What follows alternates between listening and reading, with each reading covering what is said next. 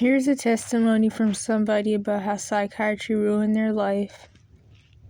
And it was kind of an eye-opener as far as the autoimmune disease part. Because a lot of people, or at least me, get autoimmune disease type symptoms after psychotropics. And I don't really know what else to say about that, but that's what happens when you're on drugs that cause brain damage and mess up your bodily functions, like your stomach and digestive system and all of that. But I'm going to go ahead and start because I really don't know how much space I have left. So, start SSRIs in teens, childhood trauma / general hypersensitive temperament and attachment issues / alcoholic home. Shock therapy, 10 years of cycling through inpatient hospitals, 8 years of on and off homelessness, multiple head injuries and suspected CTE. I don't know what CTE stands for. Diagnosed with everything. I don't see any way to heal. They suggest long-acting injections, group homes. I want to give up. I definitely struggle with severe anxiety, executive dysfunction from brain injuries, and CPTSD/BPD. My life after ECT and in the system has been one long hell. I have a lot of physical issues, not autoimmune disease. I don't really bother talking to doctors about it anymore. I can only imagine why they don't bother, because the thing is, when you do go to doctors about problems you actually have, they play games and gaslight you and try to make you feel like they don't know what you're talking about because they don't want to do tests on you, especially if you're not rich and you can actually pay out of pocket for the test. Then they definitely don't want to do it. Not to mention that the medical system, I know especially the Western one, but like anyone other than like specifically herbal doctors or whatever you call them, really aren't trained to treat people anyway, but that's kind of a side thing. This is kind of a pity post. I'm weaned off meds and become an insane person. The lack of sleep from unstable housing / hypervigilance leads to psychosis. I worked as a data analyst and now I am disabled. Except nobody believes that extensive trauma, shock therapy, and psych drugs / withdrawals and brain injury can leave one disabled. Something that I learned a couple years ago when it comes to what people don't quote unquote don't believe is that actually it's not that people don't believe you, it's just that people don't care, or they pretend not to believe you as an excuse to not help because they're either quote unquote too scared to help, or because they work in the cash for kids system or whatever system you're in that's paid to keep you in this bad predicament and take advantage of you, to make a long story short. So, yeah, that's what I had to say about that. Okay, where was I? Or that I am just like I was a decade ago and just need to get a job and quote unquote function. Hold up, I got a lot of mucus build up because the cold air I've been breathing in. And that's kind of like been an issue for me ever since I got my tonsils removed after that whole shebang where I needed to get my tonsils removed.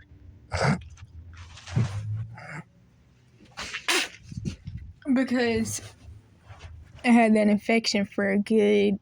tonsil infection for a couple years. I don't really remember how long. Okay, quote unquote function. I don't need to function. I need to rest, have safety / support to get out of survival mode, find community, and to heal. I really resonated with that, and I kind of forgot about the fact that I felt like this, but some months, let me not even say that, a year ago, I felt like I just needed to get into like some stable housing somehow and just be there for like a year, and I have to do a whole bunch of work and stuff to recuperate and get myself back together while working on healing my physical health and even the trauma, but especially my physical health, to be able to even really do any everyday things. But then eventually I was like, why am I lying to myself like this is actually about to be able to happen? Because it's like, how in the world am I going to get a place, period, in general, working or not, and then just rest there for about a year while I get out of survival mode and all that stuff? So yeah, I really resonated with that little sentence because that's exactly what I wanted and needed, but I had to accept that probably would never be a possibility. If anything, whatever recuperating I do is just gonna have to be in a tent. And like I already said, even if like I did find a job, I still wouldn't be able to afford a place anyway. So it's kind of like, I mean, I'm gonna have to do whatever I do in a tent for however long. But yeah, anyway, every month and every move, I lose more and more of myself. I had a brilliant mind and big heart, went to one of the top universities in the country. Now I can't multitask, form new memories, or drive a car, and live out of suitcases. That drive a car thing, though, because, like, I have a fear of driving. I don't really know why, but, okay, hold up. Now, there's some beef stuck in my teeth.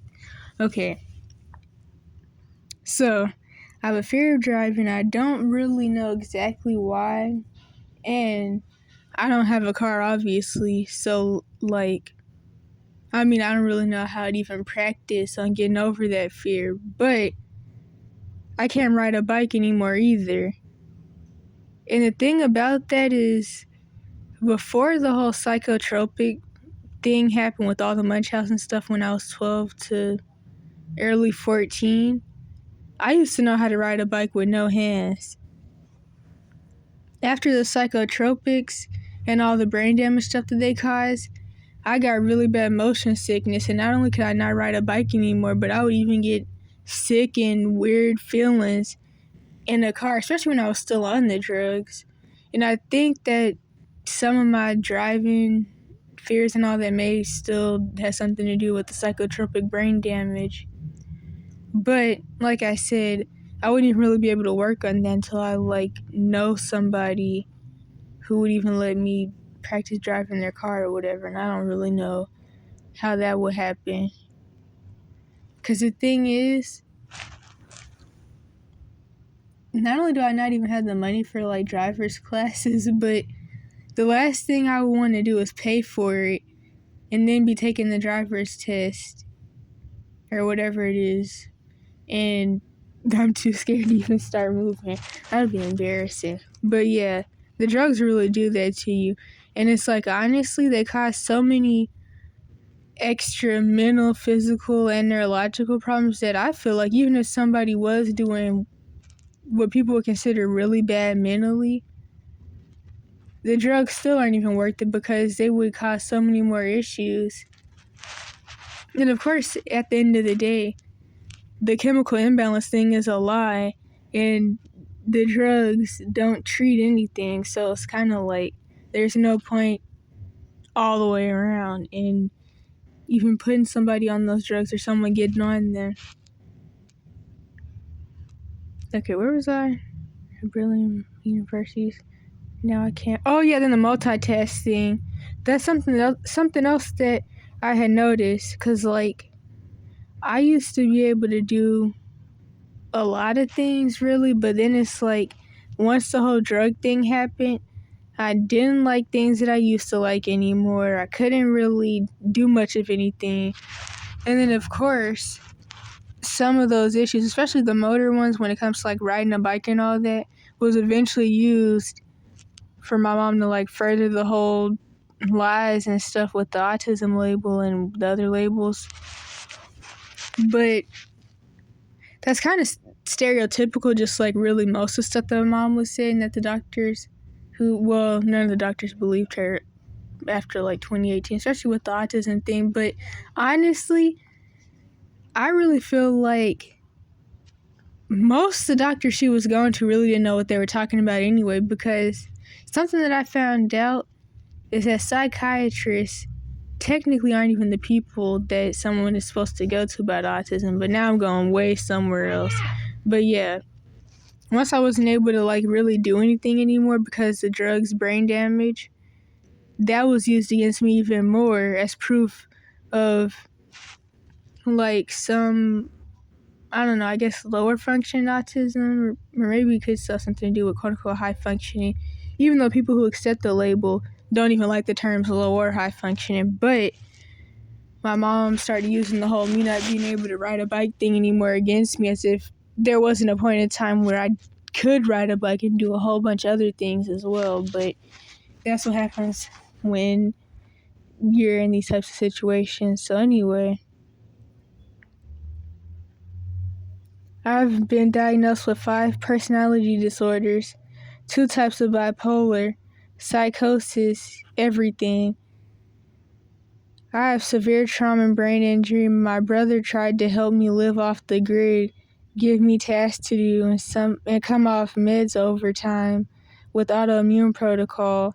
I had so many seizures and was so psychotic I kept calling 911 and he gave up.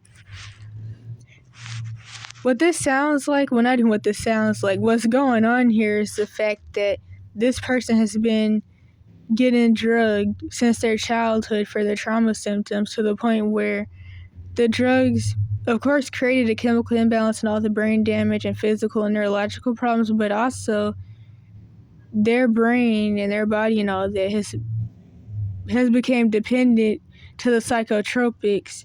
So when they're off the psychotropics, they start going through all the withdrawal symptoms. And really, what withdrawal symptoms really are when it comes to psychotropics, it's your brain and your body chemistry and all that going back to how it's supposed to be, which is how it previously was before you put on the drugs.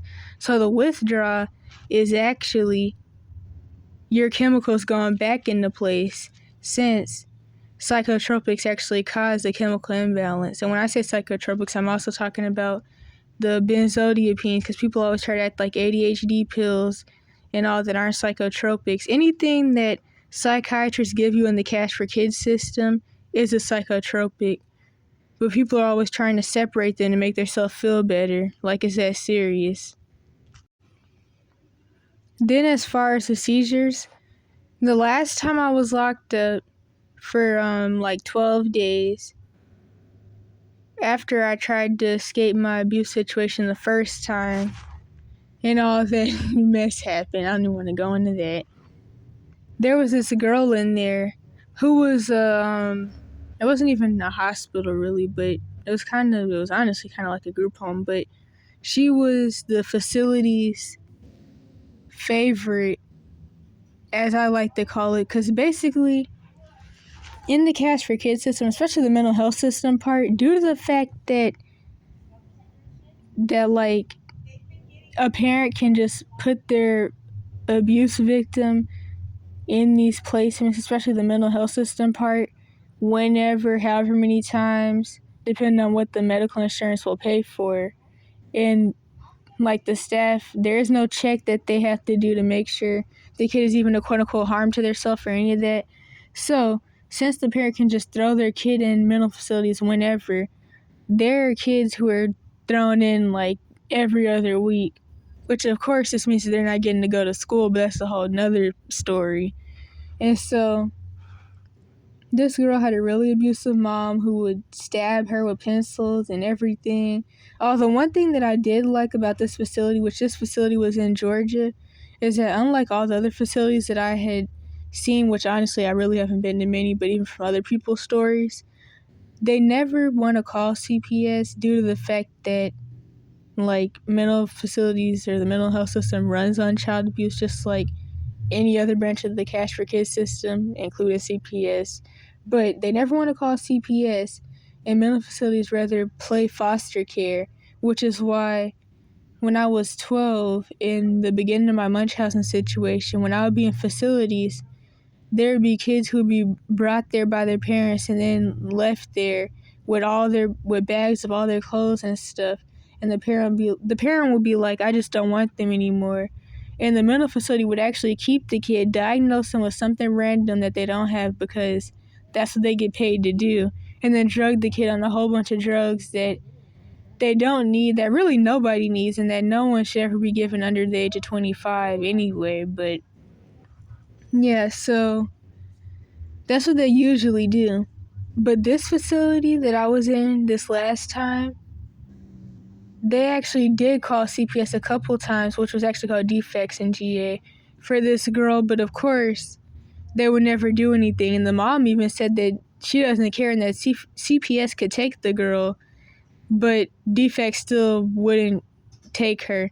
Which honestly is probably better for her anyway, because all they do is traffic kids. But still, her situation was very bad, obviously. And so anyway, the girl's mom had put her in there a lot, so she was a hospital favorite. And so when I was in there with her that last time, she would have seizures because of the drugs where she would be talking woman and then drop her head down and get silent. Okay, I ran out of recording time, but I think I was last saying she would drop her head down and then she'd go silent. She'd just be staring off into space. And then some kid who was in there was like, I remember you. You were in here 2 weeks ago when I was in here 2 weeks ago. And you were standing in the doorway and then you had dropped and started having a seizure and they had to call the ambulance. And yeah, that was it. And actually another part of this dude's story reminds me of this girl because she had also been diagnosed with multiple personality disorders. So she was diagnosed with BPD and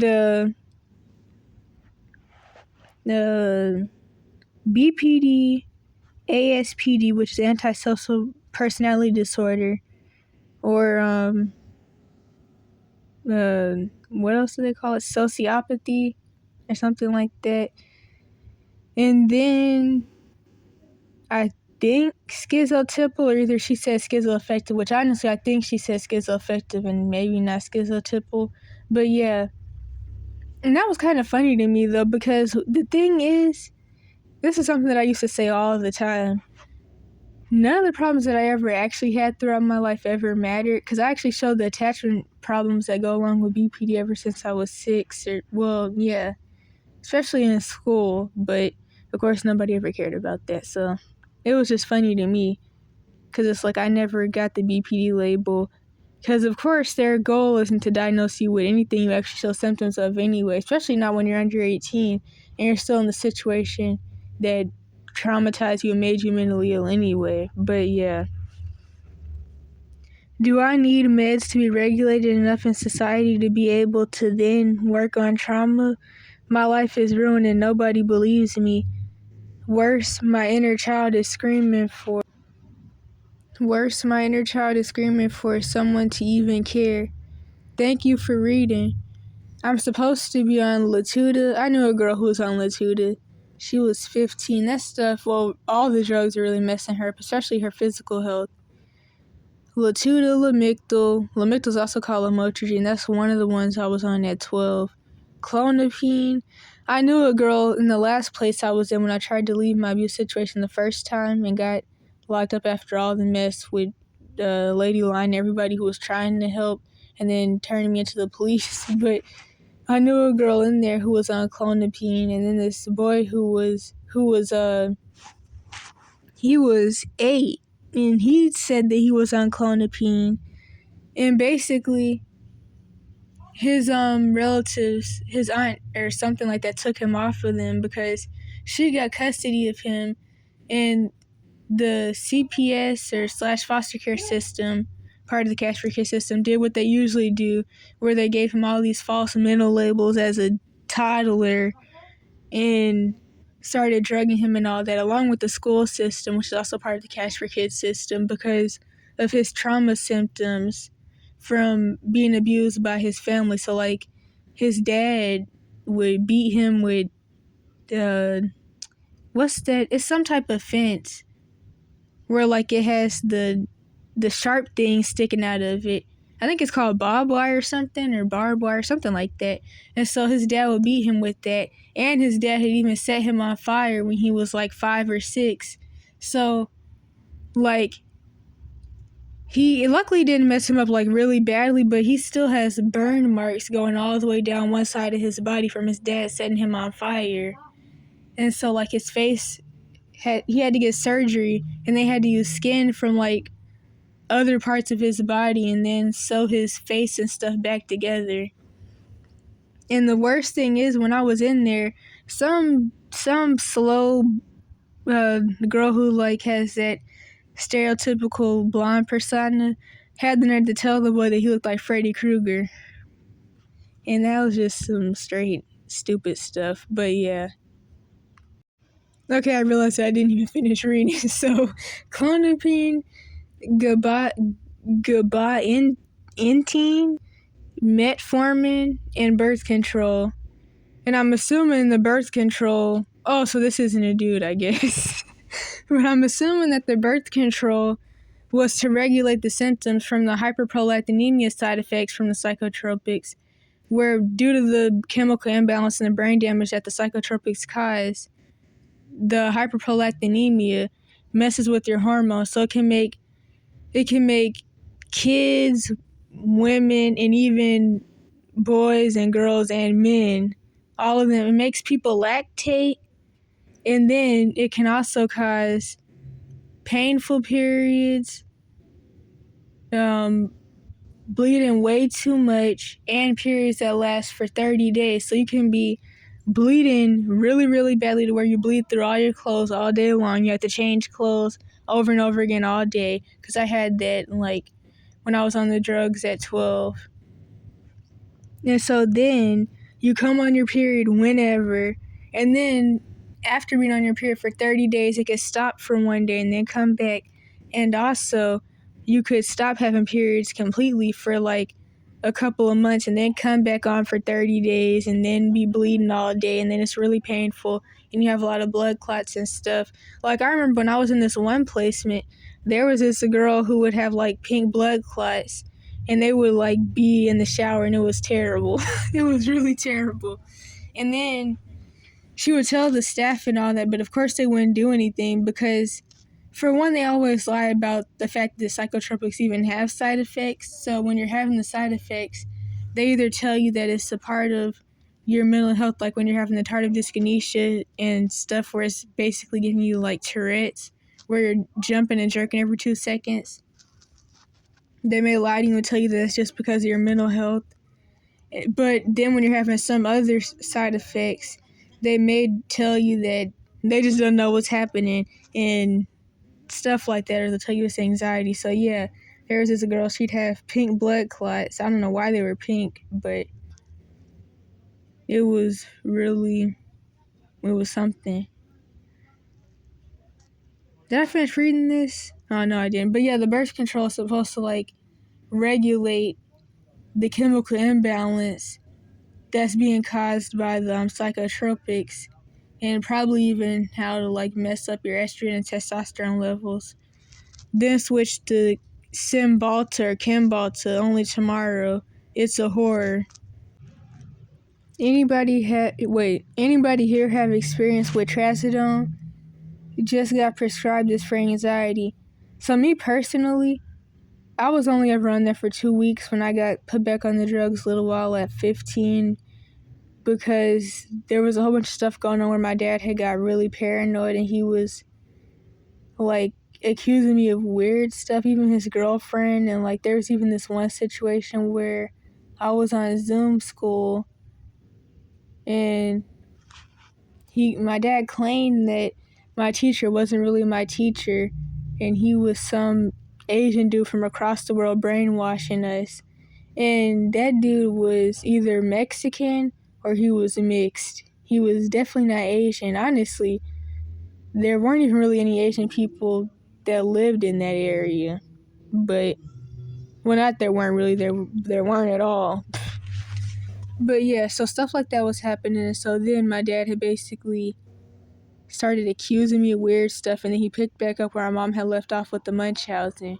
Even though during the whole Munchausen situation, he would always claim that he was the one playing hero and getting me out of these facilities and keeping my mom from doing the stuff that she was actually trying to get to happen. So, like, while she was doing her Munchausen pity party stuff, she was supposedly talking to some people at some point about me being locked up in some place that I would still be in today. Well, no, because they have to kick you out once you turn 18 onto the streets and all that. But yeah, I would have still been up in there up until like a couple months ago. And so, yeah, anyway, there was that. And that's when I was on trazodone to quote unquote help me sleep, because I really couldn't sleep at my grandma's house ever because of a lot of mess. One, just the fact of the sleep deprivation abuse, because when I first started going through sleep deprivation abuse, it was when I was 8 and I was living with my dad. And so narcissists commonly do stuff like that. So it happened with my mom and my dad and all that, but it first started with him since I lived with him first anyway. So, yeah, anyway, I was on trazodone for quote-unquote sleep, and it definitely didn't help me sleep. In fact, they made me not be able to go to sleep, really. So it's like I either wouldn't be able to sleep, or that usual thing would happen from the serotonin, where I would get, well, not even just from the serotonin, from all the drugs, where I would get serotonin syndrome. And then that would put me in comas, or quote-unquote sleep, that would last 3 days, but commonly 16 plus hours. So that's my personal experience with trazodone, which I was only on for 2 weeks. And then he let me off again. So the person who made the post said, I guess they were replying to somebody, but they said, okay, what makes it better than gabapentin, though? They both affect GABA. I don't really know what that stands for, and I was trying to research, but then I kind of ended up starting to do something else. But I do know that it has something to do with, like, your homeostasis and all that stuff that the psychotropics mess up, because what they're made to do is cause a chemical imbalance that isn't already there, and brain damage from turning off certain neural pathways that make the body work. So then someone else said it doesn't cause neurotoxicity, which can lead to autoimmune issues. And the reason I screenshotted this is because it kind of has something to do with the first post, where the person said that they had ended up getting autoimmune issues from the drugs. And of course, like I said, I've been sick with, I don't really know what, for 5+ years now, or 5 years or something like that. Because, of course I was sick while on the drugs, but then once I was let off at early 14, I lost the metabolic syndrome / diabetic weight, which had me like 120 at 12. And then I dropped down to 80 pounds, was never able to gain weight again. Then a whole bunch of other symptoms kicked in, which apparently are similar to celiac, because with little testing that the doctors did eventually do when I was finally, well, it's not even when I was finally taken to the doctor about it, when the doctors finally asked why in the world I was 16 and 80 pounds. Which didn't happen until I moved to Georgia, because it was only in Georgia where the doctors, or really anybody would even, well, not anybody, people did say stuff in NC, but it was like my dad's girlfriends and stuff. But it was only in Georgia where the doctors and like other quote-unquote mandated reporters that really work for the cash for kids system anyway, but it was only there where anybody would actually ask questions about anything or say anything about anything. And then it took like over a year me being there for them to finally ask about my size and all that. But the little testing that they did do was for celiac disease, which I didn't have. I've actually been tested for that twice so far, because I was able to find some homeless doctor that I was able to go to. And since I was homeless, they commonly come in contact with people who don't have any vital records. So I was just able to lie and say I was 18 to try to figure out some stuff. But of course, since I couldn't get medical insurance, I really couldn't expect them to really do too much or look into my issues too much. I really just wanted to know if I was still malnourished, to be honest, though. Because what I was trying to do was see whether my health issues were really just because of the situation I was in, especially since the doctors claimed that I was just getting starved at home and that was just why my symptoms were the way they were, which really didn't even line up with my symptoms that I was having. But yeah, so due to that, I went to this homeless doctor to try to see if I was still malnourished or not. And he wouldn't even test me for that and just said, I don't think you're malnourished, after doing what all tests he did do, which I don't even know what all he did, but it wasn't anything I asked him to do. Because I asked for something really simple, because I just wanted to see if I was starting to get better and if I was starting to absorb food that I was eating, because I've been eating a lot since I've been out here, and I was trying to see if I was actually absorbing the food and if I was getting better now that I was out of my situation, or if it really actually didn't have anything to do with all the eating bull crap, and I really just was struggling with malabsorption from whatever issue causes that, because a lot of things do, which is why even if I did get the test to see if I was still malnourished, it was still like leading me having to still look at other options to know what was causing my malabsorption. But yeah, so that's why I screenshotted this. If I even finished talking about the point that I was supposed to be getting to, which I don't remember what it was, but yeah. And here's someone else's story. 31 years on SSRIs, and the realization that it's all been a complete lie. I always felt like I was a guinea pig. You know what? The first time I read this, I saw genuine pig. They clearly didn't know or care what they were doing, but I told myself that they were at least learning, and perhaps I was a part of that process.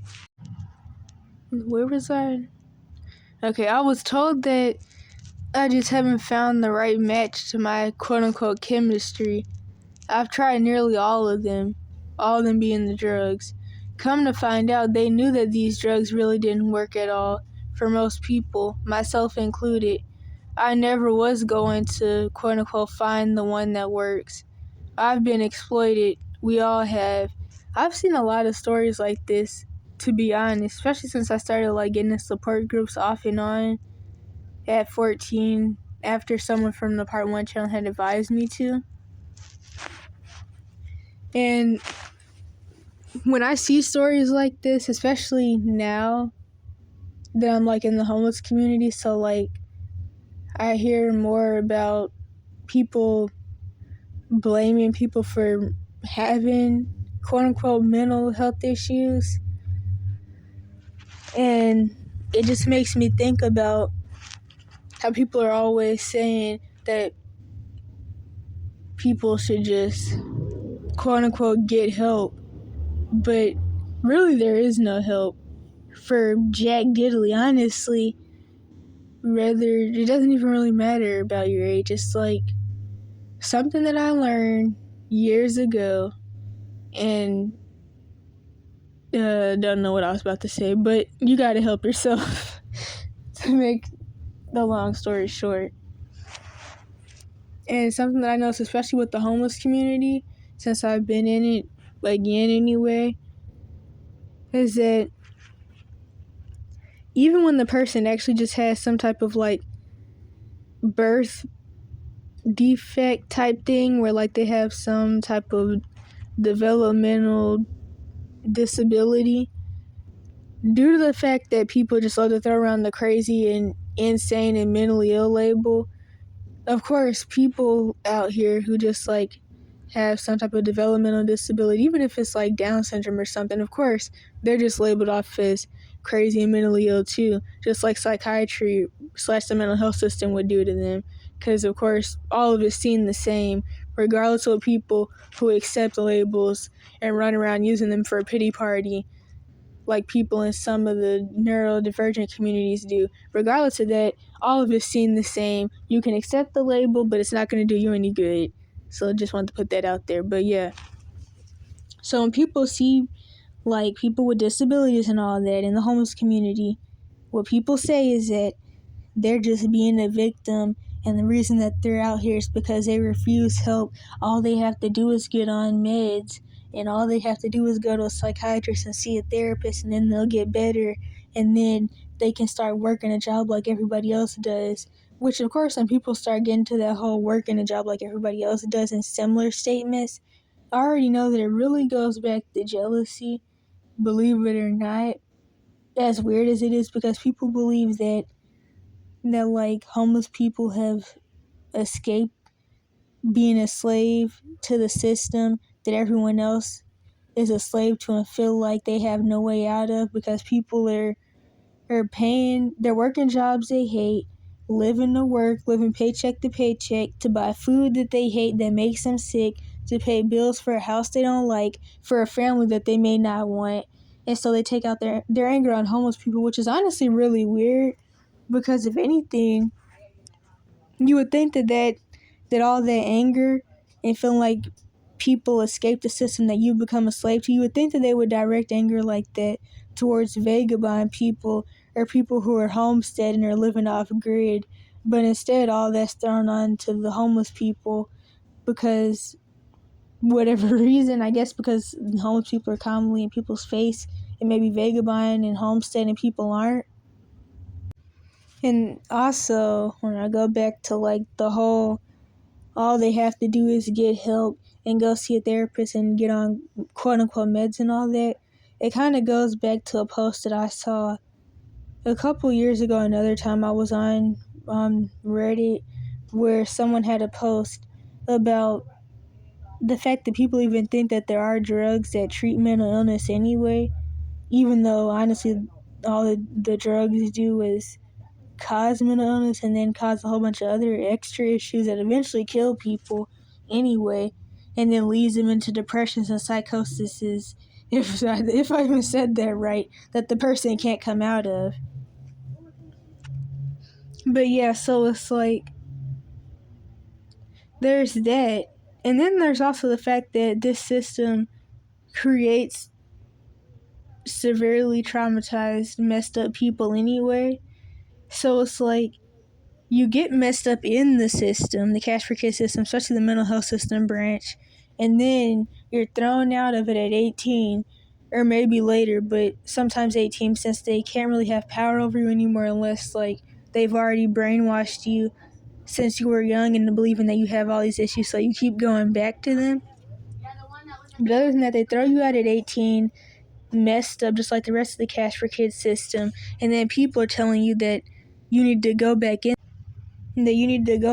there because you're messed up and need help and you can't function and be a person of quote unquote normal function in society. So they tell you need to go get help so that way you can work a job. This is for if you end up homeless because of this, or I mean, if you have a situation like mine or a whole bunch of other people where you end up having to like run away to even escape these systems in the first place, even if you're in like the foster care branch, because a lot of people get kicked out or end up having to run away from the foster care branch and then do the whole lay low till 18 thing. So people tell you, or they may tell you, that you have issues and you need to go to therapy about it, even if they're not telling you that you need help and all that stuff. Or they tell you you're not doing really bad, but you should still go to therapy. But the thing is, these systems that people who have never been in them think are there to help people aren't. And this is a system that messed you up. And of course, people who like had decent or healthy enough families, whatever is even really healthy these days, whatever that even really means, because like what it used to mean compared to what people consider healthy now is two totally different things, but that's another story. So like people who were in those types of healthy enough environments growing up, or even in their adulthood, who don't really know what is, I'm running out of recording time. But yeah, people who don't really know what it is to need help and not have anybody to fall back on, or like talk to in bad times, or like ask questions or ask for advice, really don't know how much of a fact it is that there actually is no system put in place to help people under 18 or really anybody with anything. In fact, what I realize more and more is that there's a lot of systems put in place to keep a lot of people in bad predicaments, and the only way to get out of them is by realizing, for one, that there is no help, and that like the systems are pretty much against everybody, but some people have more of like they're dealt better cards to where they can get around it and maybe never even realize the fact that that the world is as bad as it is. I really don't know how people don't realize that, but some people, or at least they're lying to themselves and struggling with cognitive dissonance, and that's why there's still so many people running around in this butterfly and rainbow world, and I don't really know how, but anyway. People who have never had to deal with these systems don't understand how much of a money scheme and I don't know how to say it, but how bad all of it really is, and that none of us there to help.